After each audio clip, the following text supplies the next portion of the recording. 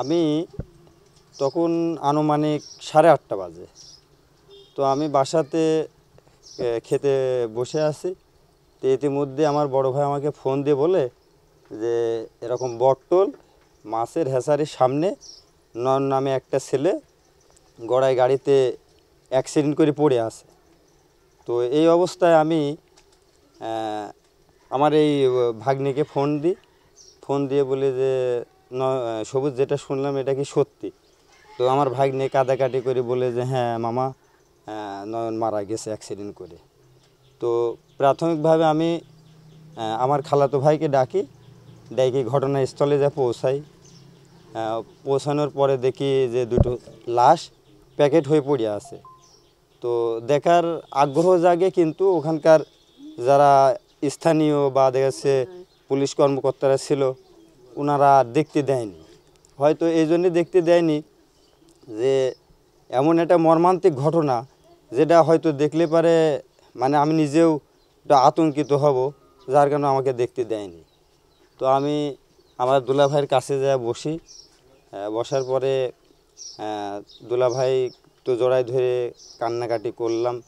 তো ওখানকার মানুষ আমাকে সান্ত্বনা দিচ্ছে যে তুমি আইসি তোমার দুলাভাইকে সান্ত্বনা দিবা, তুমি কাঁদছো। তাই আমি বললাম যে আসলে কাদারই বিষয়। তো এইভাবে ওখানে যাই হোক এই পর্যায়ে চলতে থাকলো। তো দেখি যে এপাশ ওপাশ প্রায় শো গাড়ি আটকায় রাখছে। আমরা তো এখানকার দেখা যাচ্ছে খুব বেশি হলে 20-30 জন আমরা ছিলাম, আর ওখানকার স্থানীয় লোকই ছিল বেশি। তো তারা দাবি করছে যে এখানে গড়াই গাড়ির মালিক আসবে, প্লাস হচ্ছে এই দুটো ছেলে তিনটা ছেলে কি আমি চাকরি করতো, দুইটা ঘটনাস্থলে মারা গেছে। একজনা কুষ্টিয়া সদর হাসপাতালে চিকিৎসাধীন আছে। তো এখানে গড়াই গাড়ির মালিক আসবে, কিয়ামের ম্যানেজার আসবে, শ্রমিক মালিক সমিতির মালিক আসবে, আইসি এখান থেকেই আমাদের এটা মিটাই দেবে।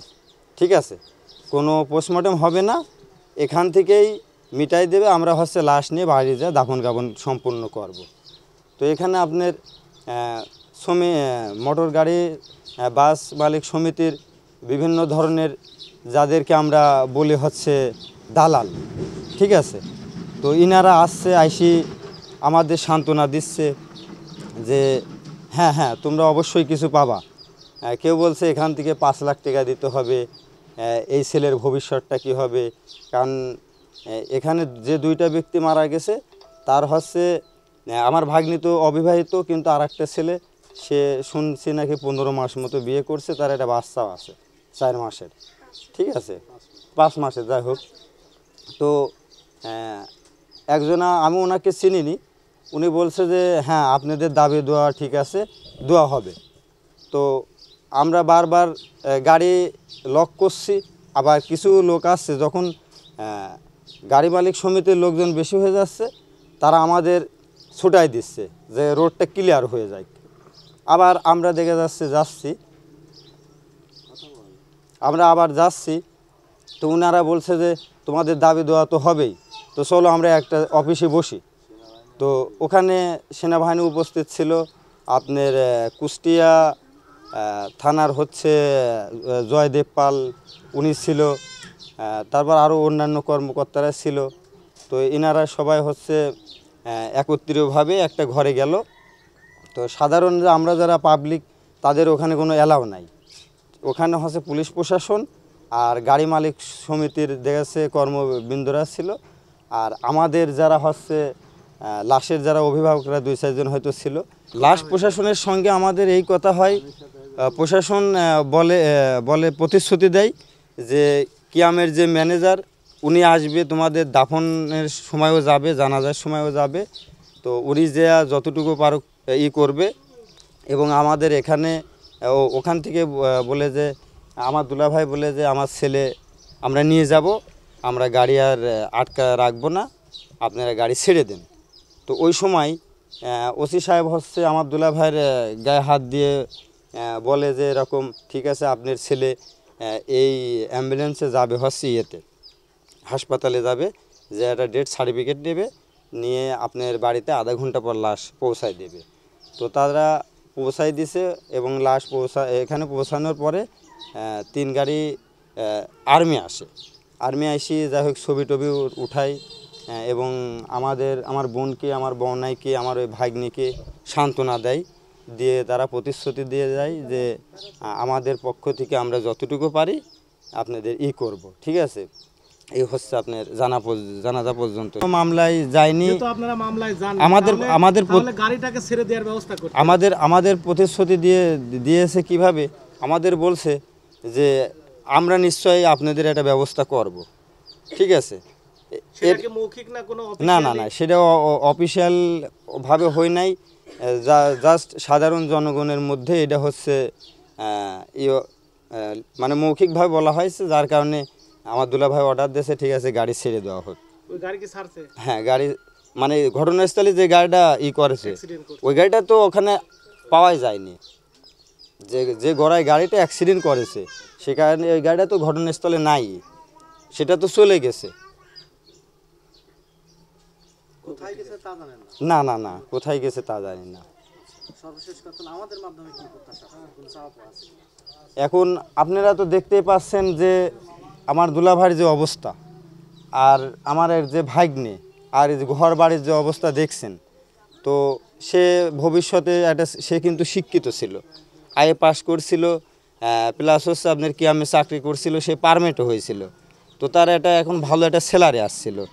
তো এই ক্ষেত্রে এমন একটা অ্যাক্সিডেন্টের মধ্যে দিয়ে যে সে চলে যাবে, এই পরিবারটা তো কখনো ভাবিনি। তো এই যে ঘর বাড়িগুলো দেখেন এই অবস্থায় পড়ে আছে, এই ঘর বাড়িগুলো সারতেও তো তার একটা অ্যামাউন্টের প্রয়োজন। তো এখানে তো আমি যদি বলি যে আমার 10 লাখ টাকা দেন, এটা তো আসলে অসাধ্য একটা ব্যাপার হয়ে যায়, কারণ কোটি টাকা দিলেও তো আমার ভাগ্নে আর আসবে না। এই টাকাটা কে দেবে, কার কাছে আপনি চাচ্ছেন?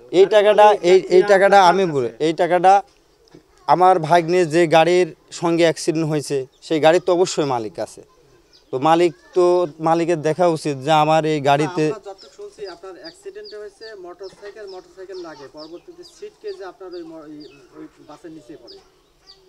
না না না না, এমনটা আমি আসলে ঘটনাস্থলে আমি তো দেখিনি, আমি ওখান থেকে যা শুনছি, প্রত্যক্ষদর্শীর মুখ থেকে আমরা যেটা শুনছি, প্রত্যক্ষদর্শীর মুখ থেকে আপনারা শুনছেন। ভাগ্নের গাড়ি সিটকে যে ওই গাড়ি নিচে পড়ে।